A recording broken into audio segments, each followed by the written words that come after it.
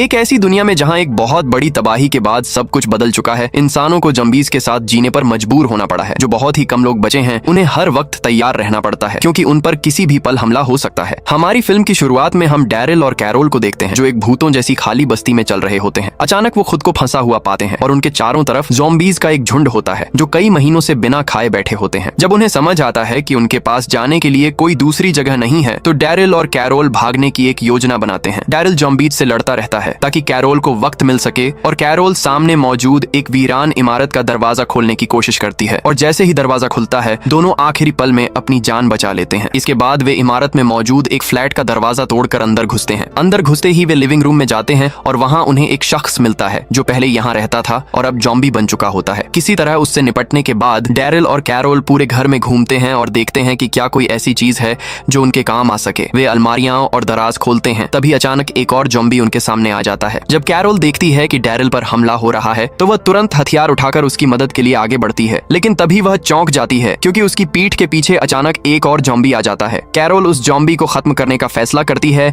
और fire extinguisher का इस्तेमाल करके उसे जमा देती है। दूसरी तरफ डैरिल उस ज़ॉम्बी पर वार करता है जो उसे खाने की कोशिश कर रहा होता है। इसी हमले के दौरान जो ज़ॉम्बी झूमर से लटका हुआ होता है, वह नीचे गिरता है और डैरिल पर हमला करता है, लेकिन डैरिल अपने हाथ में पकड़ी लकड़ी से उसे मार देता है। इन सभी ज़ॉम्बीज़ को खत्म करने के बाद दोनों दोस्त आसपास का जायजा लेते हैं और वहां से निकलने का रास्ता ढूंढने की कोशिश करते हैं, लेकिन फिर उन्हें एहसास होता है कि पूरी इमारत ज़ॉम्बीज़ से भर चुकी है और वे चारों तरफ से घिर चुके हैं। ऐसे में उनके पास कोई और रास्ता नहीं बचता सिवाय इसके कि वे कुछ और दिन उसी इमारत में रुके रहें, जब तक कि ज़ॉम्बीज़ धीरे धीरे शांत न हो जाए और उस जगह को भूल न जाए। क्योंकि इमारत में कई फ्लैट होते हैं, डैरिल कुछ संसाधन इकट्ठा कर पाता है, लेकिन ज्यादा कुछ नहीं मिल पाता। जब उन्हें समझ आता है कि उनका खाना खत्म होने वाला है, तो वे किस्मत आजमाने का फैसला करते हैं। दोनों तय करते हैं कि वे सुबह सुबह यानी फज्र के वक्त उस इमारत को छोड़ देंगे, क्योंकि बाहर मौजूद ज़ॉम्बीज़ जाने का नाम नहीं ले रहे होते। सुबह के शुरुआती घंटों में डैरिल और कैरोल बालकनी की तरफ से आती एक अजीब आवाज सुनते हैं। वे दोनों हमला करने के लिए तैयार हो जाते हैं, लेकिन जैसे ही वे पर्दा खोलते हैं, उनके सामने जूलियन खड़ा होता है। वे यह देखकर हैरान रह जाते हैं कि इस शहर में उनके अलावा भी कोई जिंदा इंसान है। जूलियन के मुताबिक कई सालों बाद वह पहली बार किसी और इंसान से मिल रहा होता है, क्योंकि उसे लगता था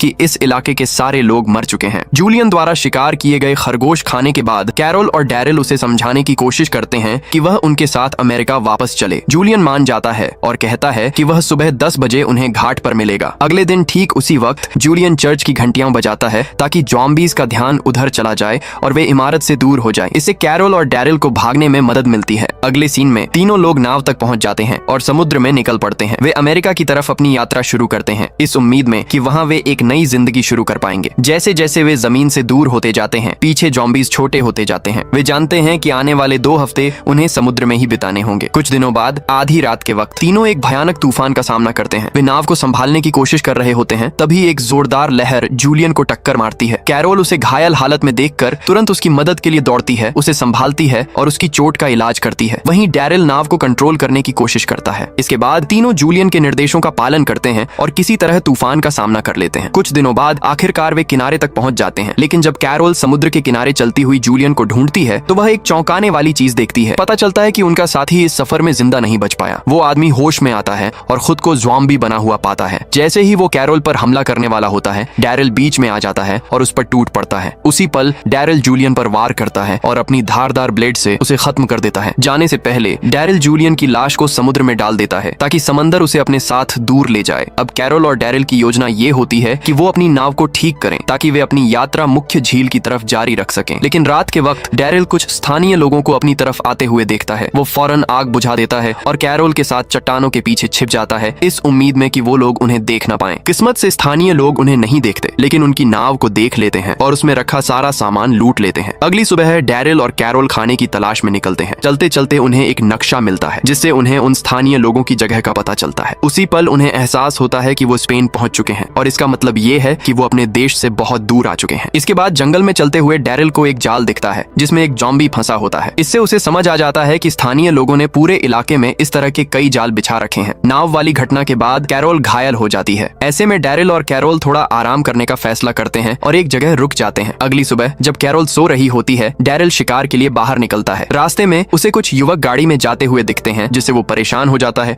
और वापस कैंप की तरफ लौटता है। लेकिन वहां पहुंचकर वो देखता है कि कैरोल गायब है। काफी ढूंढने के बाद डैरिल उसे झील के पास बैठा हुआ पाता है, जहां वो कुछ युवाओं को देख रही होती है। वो उस रोमांटिक नजारे से भावुक हो जाती है और डैरिल से कहती है कि वो खुद को उनसे प्रभावित होने से रोक नहीं पा रही, क्योंकि वो युवक उसे उसके जवान दिनों की याद दिला देते हैं। थोड़ी देर बाद वही आदमी सामने आ जाते हैं जिन्हें डैरिल ने पहले देखा था। झील के पास बैठे युवक जैसे ही उन्हें देखते हैं, पानी में छिपने की कोशिश करते हैं, लेकिन वो लोग उन्हें पकड़ लेते हैं। रॉबर्टो अपनी प्रेमिका को बचाने के लिए सब कुछ दांव पर लगा देता है, लेकिन उसे बुरी तरह पीटा जाता है। इतना ही नहीं, वो लोग उनका सारा सामान भी लूट लेते हैं और उन्हें मारने वाले होते हैं। यहीं पर डैरिल दखल देता है और अपने तीरों का इस्तेमाल करके उन गुंडों को खत्म कर देता है। उसी वक्त ड्राइवर वहां पहुंचता है। अपने साथियों की लाशें देखकर वो भागने की कोशिश करता है, लेकिन डैरिल फौरन बंदूक उठाकर उसके पीछे दौड़ता है, मगर उसे पकड़ नहीं पाता। जब जस्टिना देखती है कि घायल कैरोल की हालत खराब है, तो वो उन्हें अपने पास का खाना देने की पेशकश करती है और अपने प्रेमी को मना लेती है कि वो डैरिल और कैरोल को अपने गांव तक छोड़ दें। जस्टिना के मुताबिक उसकी दादी एक इलाज करने वाली महिला है जो उनकी मदद कर सकती है, लेकिन दिक्कत ये होती है कि उनके गांव के लोग अजनबियों के साथ ज्यादा अच्छे नहीं होते। गांव पहुंचने पर जस्टिना अपनी एक पुरानी दोस्त से मिलती है और उससे दरवाजा खोलने की गुजारिश करती है ताकि वो अंदर आ सकें, क्योंकि ये अमेरिकी मदद के मोहताज हैं। गांव में चलते हुए डैरिल और कैरोल देखते हैं कि लोग उन्हें अजीब नजरों से देख रहे हैं, लेकिन जब फ्रेडरिक को पता चलता है कि इन लोगों ने उसकी भतीजी की जान बचाई है, तो वो अपने आदमियों को हथियार नीचे रखने का आदेश देता है। फिर वो खुद उनसे मिलता है और अपना परिचय देता है। वो बताता है कि वो सोलास डेलमार का मुखिया है। वो उन्हें कहता है कि वे 2 दिन तक इस शहर में रुक सकते हैं, क्योंकि इतना वक्त कैरोल के ठीक होने के लिए काफी है। डैरिल द्वारा उसके बेटे एंटोनियो की जान बचाने के बदले वो उन्हें अपने घर ठहराता है और नाव ठीक करने के लिए जरूरी औजार भी देता है। अगले दिन गिलर्म टोरेस, जो स्पेनिश वंश का आखिरी उत्तराधिकारी होता है, शहर का दौरा करता है और लोगों को तोहफे देता है। हमें पता चलता है कि हर साल शासक गठबंधन के इलाकों में आते हैं और एक युवा लड़की को चुनते हैं जिसे नेता के पास भेजा जाता है। उसी पल डैरिल को समझ आ जाता है कि रॉबर्टो और जस्टिना क्यों भाग रहे थे, क्योंकि जो भी भविष्य के शासक का विरोध करता है उसे मौत की सजा दे दी जाती है। और जब वो शहर की सबसे खूबसूरत लड़कियों को चुन लेता है, तो फ्रेडरिक अपने आदमियों से कहता है कि वो खंजीरों को पकड़ लें। फिर इसके बाद छोटे छोटे सुअरों की गर्दन में लड़कियों के नाम बांध दिए जाते हैं। उसके बाद उन सुअरों की रेस करवाई जाती है, क्योंकि वही तय करते हैं कि कौन सी लड़कियां ले जाई जाएंगी। जिस सुअर का नाम सबसे पहले फिनिश लाइन तक पहुंचता है, उसी नाम वाली लड़की को चुना जाता है। रेस के आखिर में एल्बा को पता चलता है कि उसे शहर छोड़ना पड़ेगा। वहीं जस्टिना को आखिरकार सुकून मिलता है जब उसे पता चलता है कि उसके पास रॉबर्टो के साथ रहने के लिए अभी 1 साल और है। इसके बाद पूरा शहर बाकी दिन जश्न मनाता है, सिवाय एल्बा और उसके परिवार के, क्योंकि वो जानते हैं कि अब वो हमेशा के लिए अलग हो जाएंगे। रात में फ्रेडरिक पूरे शहर के लोगों के लिए एक दावत रखता है। खाने के दौरान कैरोल पूछती है कि फ्रेडरिक लड़कियों को हथियारों और सुरक्षा के बदले सौंपने के लिए क्यों राजी हुआ। मेयर के मुताबिक इन लड़कियों को वहां भेजा जाता है ताकि उन्हें राजधानी के बाहर की जिंदगी से बेहतर भविष्य मिल सके, और परिवार से अलग होना बस एक छोटा सा दाम है उन फायदों के मुकाबले जो सोलास डेलमार को इस गठबंधन से मिलते हैं। इसी दौरान टेबल पर बैठा डैरिल ये समझ जाता है कि जो ड्राइवर पिछली बार उनसे बचकर भाग निकला था वो इस गांव में मौजूद है और उसके साथ गिलर्मो के आदमी भी हैं। डैरिल उठता है और उसका पीछा करता है। तभी उसे समझ आता है कि ये लोग मेयर को मिले तोहफों की खेप लूटने वाले हैं, इसलिए डैरिल खुद कदम उठाने का फैसला करता है। अपराधियों पर हमला करके वो अपनी तलवार से उन्हें खत्म कर देता है। आखिर में वो उस ड्राइवर को ज़ॉम्बी से भरे पिंजरे में धक्का दे देता है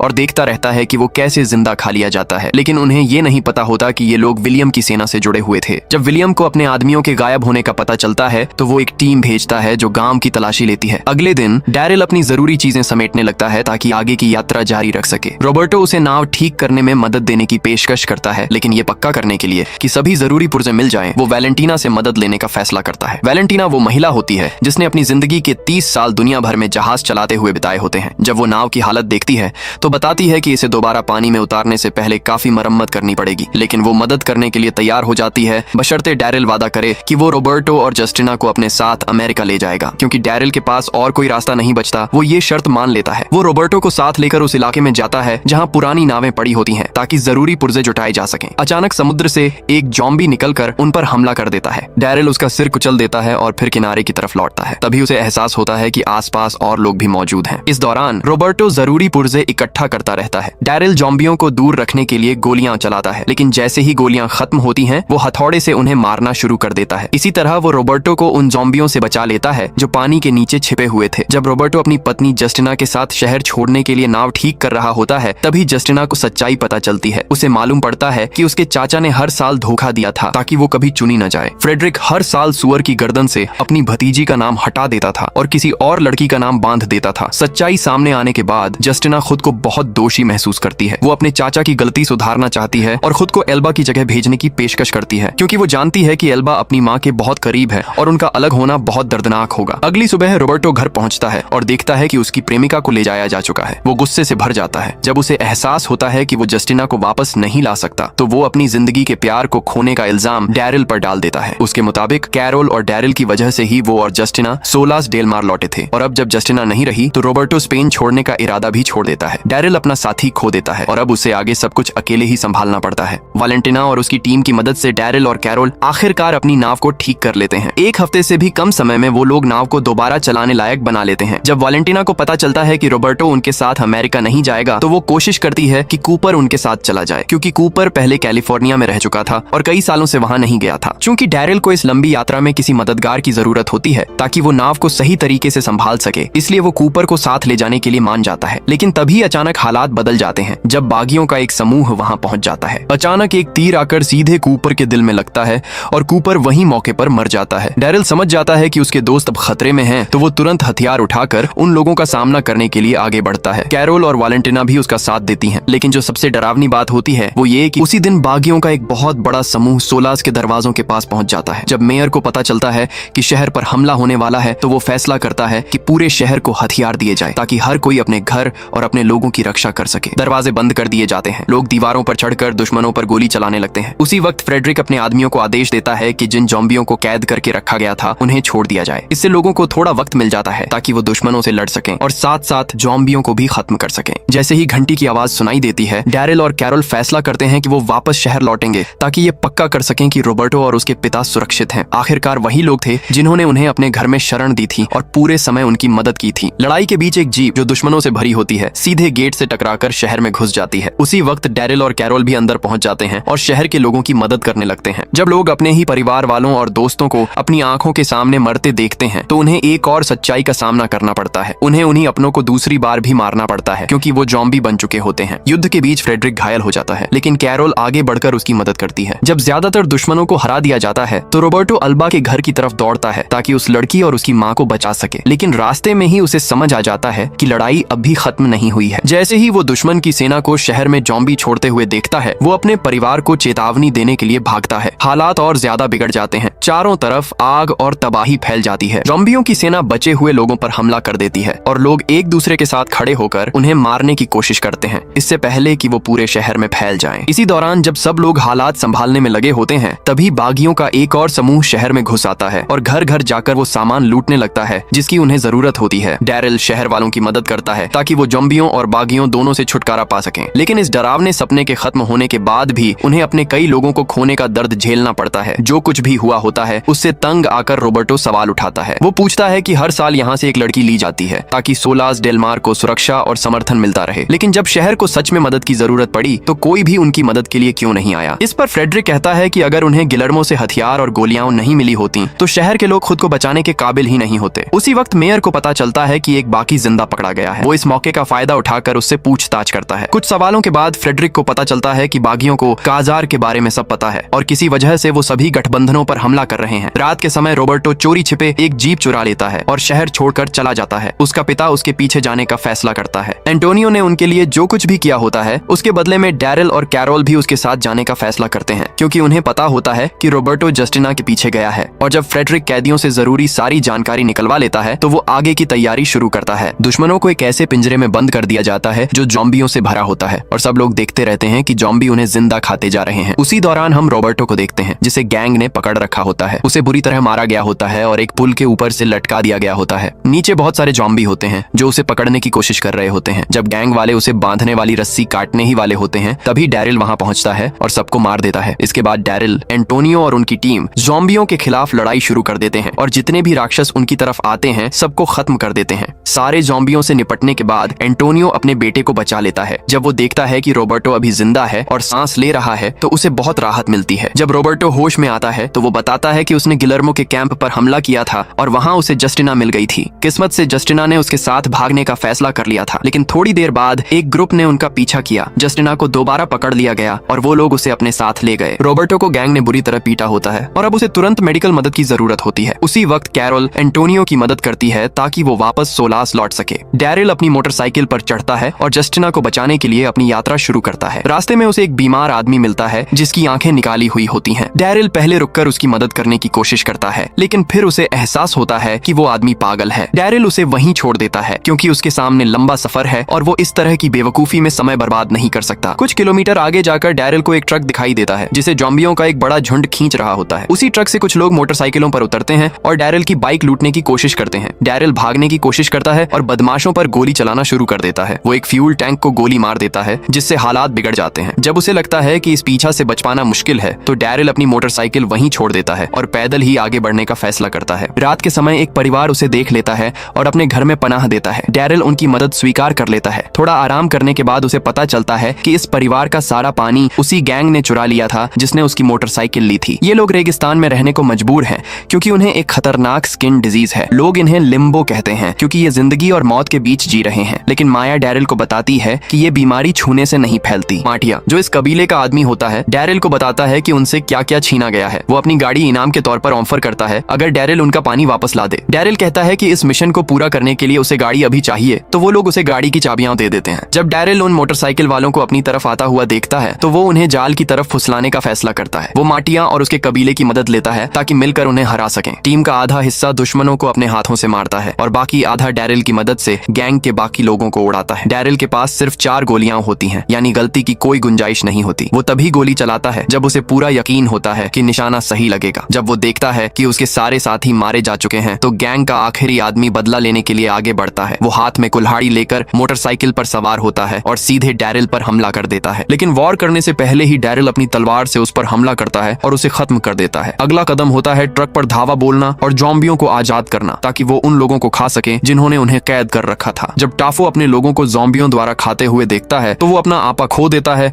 और इधर उधर अंधाधुंध गोली चलाने लगता है। ब्लांका डर जाती है और बाहर निकलने का रास्ता ढूंढने लगती है, लेकिन उसे पता चलता है कि ट्रक चारों तरफ से ज़ॉम्बियों से घिरा हुआ है। जब डैरिल देखता है कि ज़ॉम्बी पूरे ट्रक पर कब्जा कर रहे हैं तो वो अपने हथियार से उन्हें मारने की कोशिश करता है, लेकिन फिर समझ जाता है कि वो अकेले उन सब का सामना नहीं कर पाएगा, इसलिए वो पीछे हट जाता है। लड़ाई के दौरान डैरिल और टाफो मिलकर ज़ॉम्बियों को खत्म करते हैं। जैसे ही सारे ज़ॉम्बी मारे जाते हैं दोनों एक दूसरे के सामने आ जाते हैं। जब टाफो डैरिल का हथियार छीनने की कोशिश करता है तो डैरिल उसे पानी में धक्का दे देता है और उसे मारने की कोशिश करता है। इसके बाद वो उसे गोली मार देता है ताकि ये पक्का हो जाए कि वो दोबारा ज़ॉम्बी बनकर वापस ना आए। आखिर में डैरिल पानी वापस ले जाता है और गरीब लोगों को लौटा देता है। और माटिया और उसके कबीले से विदा लेने के बाद डैरिल एक नया हथियार लेता है और अपनी मोटरसाइकिल उठाकर बार्सिलोना की तरफ अपनी यात्रा आगे बढ़ाता है। कुछ समय बाद उसे एहसास होता है कि कोई उसका पीछा कर रहा है। वो बाज होती है जो सोलास डलमार की सबसे बड़ी योद्धाओं में से एक है। बाज उसे बताती है कि वो उसके पीछे इसलिए आई है ताकि जस्टिना को बचाने में उसकी मदद कर सके। रास्ते में बाज एक गांव के पास रुकने का फैसला करती है, लेकिन सामने ही उन्हें ज़ॉम्बियों का एक झुंड दिखाई देता है। किस्मत से गांव के लोग हमले को देख लेते हैं और फौरन दरवाजे खोल देते हैं ताकि उनकी मदद की जा सके। गांव की महिलाएं ज़ॉम्बियों का ध्यान भटकाती हैं और उसी दौरान डैरिल और बाज शहर के अंदर दाखिल हो जाते हैं। शहर में पहुंचते ही उनसे पूछताछ की जाती है। यहीं बाज अपनी दोस्त लाया से मिलती है और दोनों एक दूसरे को गले लगा लेती हैं। तब हमें पता चलता है कि यहाँ सोलास डलमार की और भी महिलाएं हैं जो काजार के पास जाने से बचने के लिए भाग आई थीं और उन्होंने मिलकर अपना अलग गांव बसा लिया था। अपने कुछ पुराने साथियों से मिलने के बाद बाज लाया से कहती है कि वो उसे बार्सिलोना में घुसने में मदद करे ताकि वे जस्टिना को बचा सकें। वो लाया से वादा करती है कि अगर वो मदद करेगी तो उसे गिलर्मो को मारने का मौका मिलेगा और उस शासन का अंत हो जाएगा जो छोटी लड़कियों को पकड़कर अजनबियों को सौंप देता है। उसी दिन वो लोग शहर पर हमला करते हैं और कुछ तय जगहों पर छिपकर गिलर्मो की गाड़ियों पर घात लगाते हैं। इसी बीच डैरिल उस जिंदगी में घुसता है जहाँ जस्टिना और दूसरी लड़कियां बंद होती हैं, लेकिन वो ताला तोड़ नहीं पाता। इसी लड़ाई के दौरान लाया उस गाड़ी पर ग्रेनेड फेंकने की तैयारी करती है जिसमें गिलर्मो छिपा होता है, लेकिन बाज उसे रोक देती है क्योंकि उसे पता होता है कि उसकी दोस्त हेलेना उसी गाड़ी में है। बाज जल्दी से लाया को धक्का देती है ताकि गोलियां उसकी दोस्त को न लगें, लेकिन ग्रेनेड दीवार में एक बड़ा सुराख कर देता है। उसी छेद से ज़ॉम्बियों का झुंड अंदर घुस आता है। लाया गिलर्मो के पास जाकर उसे मारने की कोशिश करती है, लेकिन उसे गोली लग जाती है। इसके बाद ज़ॉम्बी उस पर हमला कर देते हैं। दूसरी तरफ डैरिल को समझ आ जाता है कि वो जेल का दरवाजा नहीं खोल पाएगा और उसे मजबूरी में जस्टिना को वहीं छोड़कर निकलना पड़ता है। इस तरह छोटी लड़कियों को काजार के पास ले जाया जाता रहता है, लेकिन डैरिल और बाज हार नहीं मानते। उन्हें अब भी उम्मीद होती है कि वो शहर के अंदर घुस सकते हैं। दोनों एक यात्री गाड़ी में सवार हो जाते हैं जिससे वो महल के अंदर पहुंच जाते हैं। वो बाकी मजदूरों की तरह अपने चेहरे ढकने के लिए मास्क पहन लेते हैं। रात के समय शाही परिषद के सदस्य एक भव्य डिनर पर इकट्ठा होते हैं जो नई आई युवा लड़कियों के स्वागत के लिए रखा गया होता है। खाने के दौरान स्पेन का राजा और रानी एक कठपुतली नाटक देखते हैं जिसमें ज़ॉम्बियों को दिखाया जाता है और बताया जाता है कि कैसे उन्हें डोरियों से काबू में रखा जाता है। इस प्रदर्शन के बाद गठबंधन के इलाकों से लाई गई सारी लड़कियों को मंच पर लाया जाता है ताकि जिन पुरुषों से उनकी शादी होनी है वो उन्हें चुन सकें। जस्टिना सबसे आखिर में चुनी जाती है। समस्या ये होती है कि अगर कोई उससे शादी नहीं करता तो उसे महल की दासी बना दिया जाएगा और उसका अंजाम उससे भी भयानक होगा। जैसे ही पर्दे गिरते हैं, डैरिल मंच पर दौड़ता है और उन सभी रस्सियों को काट देता है जिनसे ज़ॉम्बियों को काबू में रखा गया होता है। उसी पल ज़ॉम्बी हमला कर देते हैं और हॉल में मौजूद सारे अमीरों और रईसों को खाना शुरू कर देते हैं। हमले के दौरान जब सब लोग दहशत में इधर उधर भाग रहे होते हैं, डैरिल जस्टिना के पीछे जाता है। उसी समय बाज इस मौके का फायदा उठाकर हेलेना को ढूंढने निकलती है। जैसे ही वो हेलेना को देखती है, हेलेना अपना सामान समेटने का फैसला करती है और अपने बच्चे को लेकर उसके साथ भागने को तैयार हो जाती है। आखिर में गिलर्मो बाज को पकड़ लेता है। जब वो उसे मारने ही वाला होता है तभी हेलेना आगे बढ़ती है और अपनी तलवार से गिलर्मो को मार देती है। उधर जैसे ही जस्टिना का मंगेतर जानता है कि वो भागने की योजना बना रही है,